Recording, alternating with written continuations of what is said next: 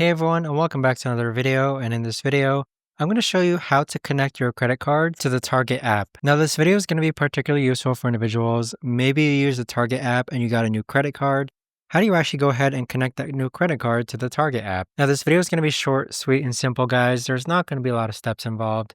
But in order to do this, let's first open up Target. Once you have Target open, on the bottom right-hand corner, you want to click on My Target. Next, on the upper right-hand corner, you want to click on the gear icon. Next, click on Payment Cards. And then right now, this is blurred out, but you want to go ahead and click on Add Payment Card. Next, click on Continue when you have the checkbox for credit or debit selected. And so from here, you're just going to enter your card number, the month and year, and the name as it appears in your card.